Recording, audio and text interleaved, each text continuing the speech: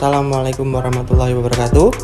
Kembali lagi di pembelajaran daring seni budaya untuk kelas 7. Hari ini kita akan membahas ragam hias pada bahan tekstil. Nah, seperti yang kita ketahui, semester 1 kita telah mempelajari tentang arti dari ragam hias. Nah, jadi di Nusantara ini tuh biasanya ragam hias itu muncul pada batik, kemudian pada ukir-ukiran. Sebelum kita masuk ke materi, kita akan lihat tekstil itu apa toh. Nah, apakah tekstil itu sama dengan kain? Nah, untuk yang orang awam atau anak-anak yang sering saya jumpai itu tekstil itu mereka mengira itu sama dengan kain, tapi sebenarnya agak berbeda ya. Tekstil itu dapat digunakan untuk menyebut bahan apapun yang terbuat dari tenunan benang, sementara kain itu merupakan hasil jadinya yang sudah bisa digunakan. Nah, kemudian secara pengertian, tekstil itu adalah bahan yang berasal dari serat yang diolah menjadi benang atau kain sebagai bahan untuk pembuatan busana dan berbagai produk kerajinan lainnya. Bahan tekstil itu dibuat dengan menjalin benang pakan dan lungsi dengan beragam pola jalinan. Nah, benang pakan itu yang mana? Benang pakan itu kalau digambar itu adalah benang yang berwarna biru atau yang melintang secara horizontal. Nah, untuk yang lungsi itu adalah benang yang berwarna merah atau yang tegak secara vertikal. Nah, jadi bahan tekstil adalah kalau di sini kita garis bawahi adalah beragam pola jalinan ya. Jadi ada beberapa jalinan dari benang pakan dan benang lungsi. Nah, untuk berikutnya, teknik pembuatannya itu bisa secara modern ataupun secara tradisional. Nah, kemudian selanjutnya, saya akan beri gambaran sedikit. Kalau penerapan ragam hias pada bahan tekstil, kalau di sini itu saya memberikan sebuah ilustrasi kaos atau bidang tekstil di sini adalah kaos. Kemudian kita tambah motif ragam hias, kemudian jadinya adalah seperti ini ya. Itu adalah penerapan ragam hias pada bahan tekstil. Kalau di sini adalah sebuah kaos. Gitu. Terus kemudian penerapan ragam hias pada bahan tekstil itu bisa dilakukan dengan cara yang pertama adalah membatik. Untuk pengertiannya bisa dilihat di bawah ini. Nah, yang nomor 2, kita bisa menerapkan ragam hias dengan cara menenun. Nah, bisa dilihat pengertiannya juga di bawah ini. Yang ketiga, bisa dengan cara menyulam. Nah, bisa dilihat pengertiannya juga di bawahnya. Yang keempat adalah membordir. Nah, bisa dibedakan antara membordir dan menyulam. Kalau menyulam itu lebih ke tekniknya itu secara manual. Kalau bordir itu biasanya memakai mesin. Nah, gitu. Kemudian yang nomor 5, penerapan ragam hias bisa dengan cara melukis. Nah, kemudian nomor 6, ini penerapan ragam hias dengan cara menyablon. Jadi ada beberapa penerapan ragam hias yang biasanya kita jumpai di kehidupan sehari-hari. Kemudian lanjut, jenis bahan tekstil kita bagi jadi 2, yaitu adalah alami dan buatan. Untuk yang alami, bahan pertama yang sering kita jumpai adalah katun. Nah, katun itu terbuat dari kapas, memiliki sifat menyerap air, mudah kusut, lentur, dan dapat disetrika dalam temperatur panas yang tinggi. Kemudian yang kedua adalah sutra. Nah, jadi kita perlu garis bawahi bahannya itu adalah bukan dari ulatnya, tapi adalah dari kepompong ulat sutra. Nah, memiliki sifat lembut, licin, berkilat, lentur, dan kuat. Bahan sutra banyak menyerap air dan memiliki rasa sejuk apabila digunakan. Kemudian berikutnya adalah wool. Nah, wool ini berasal dari serat bulu domba, memiliki sifat sangat lentur, tidak mudah kusut, dapat menahan panas, apabila dipanaskan menjadi lebih lunak. Kemudian ada bahan lain yang sering kita jumpai adalah rami. Kalau rami mungkin masih terdengar tidak familiar. Biasanya rami ini lebih dikenal dengan goni, ya, benang rami atau goni. Kemudian ada lagi yang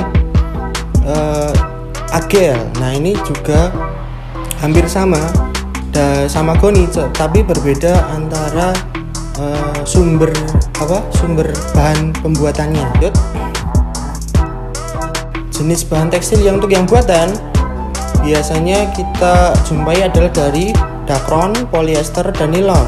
Memiliki sifat tidak tahan panas, tidak mudah kusut, tidak perlu setrika, kuat, dan jika dicuci cepat kering. Nah, ini biasanya untuk kain-kain olahraga. Jadi kain-kain olahraga itu kan lentur ya kan, lentur, tidak mudah kusut. Tapi kalau kita gunakan kan harus cepat kering juga, tidak perlu setrika juga. Nah, itu. Ada lagi adalah brokat, atau yang kalau orang Jawa itu lebih familiarnya dengan broklat, itu lame dan songket. Mudah berubah warna, tidak mudah kusut, kurang menyerap air, dan tidak tahan temperatur setrika yang tinggi. Itu adalah sifat dari brokat, lame, dan songket. Nah, untuk jenis dan bahan pewarna tekstil kita bagi juga menjadi dua, alami dan buatan. Untuk yang jenis alami, nah, kita bisa mengambil warna alami itu dari kunyit. Nah, ini biasanya menghasilkan warna kuning hingga jingga atau orange. Kemudian yang kedua, kita bisa mengambil warna alami dari soga atau tinggi. Nah, ini biasanya kita bisa ambil dari bunga, daun maupun batangnya. Tapi yang lebih sering adalah batangnya.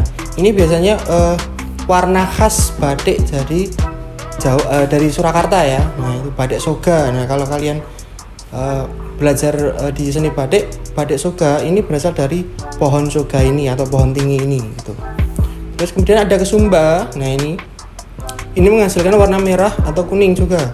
Nah, ini juga sering kalau anak kecil itu bermain dengan kesumba itu untuk kitek-kitekan gitu ya kan. Ya. Itu. Lanjut. Nah, suci. Nah, daun suci ini menghasilkan warna hijau. Terus kemudian lanjut. Nah, ada kulit manggis. Nah, kalau kita lihat dari gambarnya bisa kita lihat kulit manggis itu menghasilkan warna ungu, merah, juga bisa menghasilkan warna biru. Tuh. Nah, yang terakhir ini jati. Nah, jati kita ambil daunnya yang pucuk ya kan, itu menghasilkan warna merah kecoklatan. Nah, sebenarnya masih banyak lagi pewarna alami yang kita bisa jumpai di alam, tapi untuk ini saya ambilkan contoh 6 saja. Jadi kalian bisa cari sendiri. Pewarna tekstil buatan kita ada naptol, indigosol, cat akrilik, dan pigmen. Karena pewarna buatan, jadi kita bisa jumpai beragam warna dan beragam merek. Nah, kalian bisa mencari sendiri ya kan. Nah, untuk ketahanannya antara pewarna tekstil alam dan buatan, kalau kita lihat dari ketahanannya itu adalah lebih awet pewarna buatan ya kan, karena ada bahan kimia-kimia yang emang ditujukan untuk lebih awet warnanya daripada alami. Tapi biasanya pewarna alami itu akan lebih mahal karena prosesnya itu juga lebih banyak dan lebih lama gitu. Lanjut. Nah, fungsi ragam hias pada bahan tekstil yang pertama adalah dapat menambah nilai-nilai estetika atau nilai-nilai keindahan dari sebuah kerajinan. Yang kedua adalah dapat menambah nilai ekonomis atau nilai jual produk. Jadi suatu benda jika kita menambahkan suatu hiasan yang lebih akan otomatis menambah nilai jualnya. Kemudian yang ketiga adalah menambah daya tarik pembeli. Yang keempat adalah menambah nilai seni pada produk tersebut. Yang terakhir adalah mewariskan kebudayaan dari proses pembuatannya. Tuh. Lanjut. Nah, untuk menggambar dengan bahan tekstil ya, saya ambilkan contoh di sini adalah sebuah kaos. Ada beberapa langkah yang bisa kalian lakukan. Yang pertama adalah buat sketsa dulu. ragam hias yang sudah dipilih. Kalau di sini semacam kawung ya kan. Nah, semacam kawung dengan penambahan ornamen lebih. Terus kemudian kalian gunakan kayu triplek atau karton itu dimasukkan ke dalam kaos tersebut supaya apa Pak? Supaya tidak tembus ke belakang waktu kalian akan membuat pola maupun mewarnai ragam hias yang sudah kalian gambar tadi. Kemudian beri warna pada ragam hias. Kemudian yang terakhir adalah keringkan hasil gambar pada sinar matahari atau gunakan pengering rambut atau hair dryer. Demikianlah anak-anak materi ragam hias pada bahan tekstil. Tetap semangat, tetap jaga kesehatan dengan protokol kesehatan, dan salam budaya.